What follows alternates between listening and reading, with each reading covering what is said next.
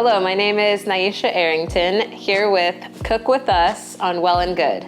So today's recipe is going to be a Swiss chard roll with a veggie hash, as well as a delicious beet hummus that you can also watch the recipe for.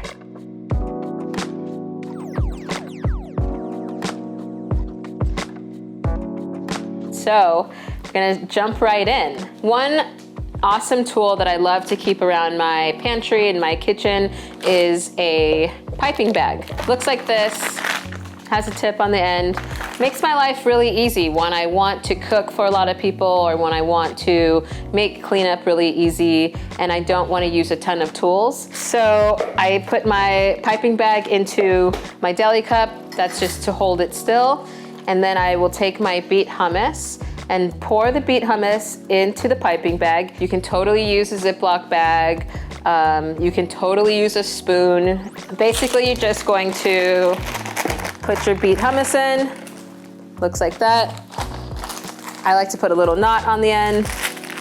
Now that we have our beet hummus here, what you want to do is just turn the bag upside down. And then you have a little holder, and it's in its little self-contained thing, and that's ready to go. For the Swiss chard. Swiss chard's actually one of my favorite vegetables. Swiss chard's really impeccable. It has tons of vitamin A and C in it. There are 3 different varieties, all you can totally use for this recipe. I just happen to have the red vein. What I do, this is in its raw form. You can use the stem and you can also just use the leaves. What I've done is I take those Swiss chard leaves and I've removed the stem and I basically blanch the leaves. So I will show you how to blanch any vegetable, really. We need rolling salted water. Rolling boil essentially just means that it's boiling and that there's a rapid boil. We don't want to simmer, you don't want a light boil. Rolling rapid boil is very important when blanching because it's going to essentially shock the vegetable into cooking as opposed to cooking it low and slow. So essentially we're just going to what we call blanch and shock. So allowing the greens to cook, not too long, allow them to sort of wilt a bit. And then we're going to stop that cooking by putting the dark leafy greens into cold water. And definitely move the vegetables around because they are holding on to heat in between the layers of leaves. So you want to make sure that the leaves are all getting enough time in that cold water to bring the temperature down. If you don't do that step, the leaves will turn very brown and dark. So the leaves should look like this, very vibrant, beautiful, and ready to roll.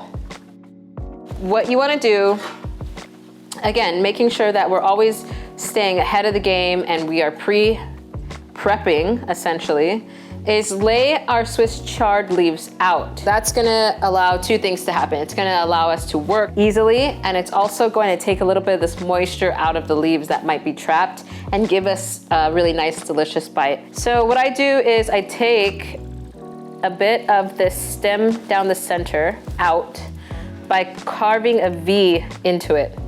I wouldn't want to do this when I'm blanching the leaves because it's gonna be too hard to unravel them after, right? So the stem is basically keeping this like a full leaf. So let's pull that stem out. The reason is when I roll this, I don't wanna have this big chunk kind of intrusive on my bite. And there's an outside and an inside.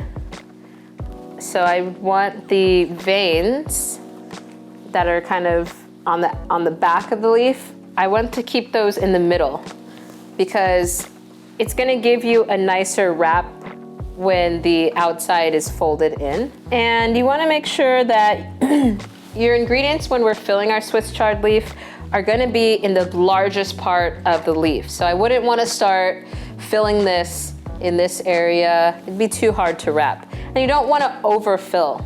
With this, I'm just gonna take a little bit of the beet hummus and apply just a touch of pressure.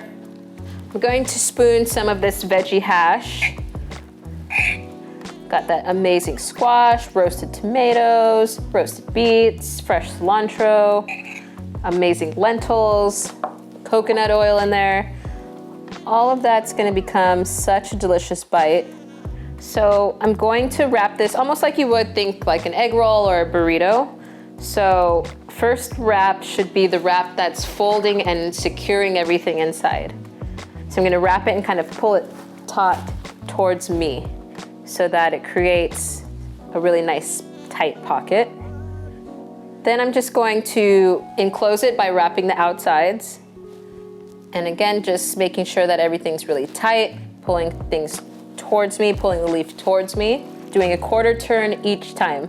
So pull towards me, roll, pull, and roll. So now we have a delicious Swiss chard roll. I'm going to make another.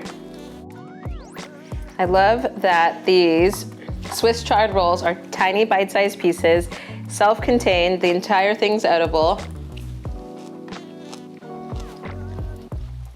Amazing flavor. This is like super simple. Probably have beet on my teeth. Took no time at all, but it's packed with flavor. This is just a dish that is delicious. It just happens to be made with vegetables. And it's really, really simple, really amazing. I hope you enjoy it, and bon appetit. For the full recipe, check out the description below. And for more recipes, subscribe to Well+Good.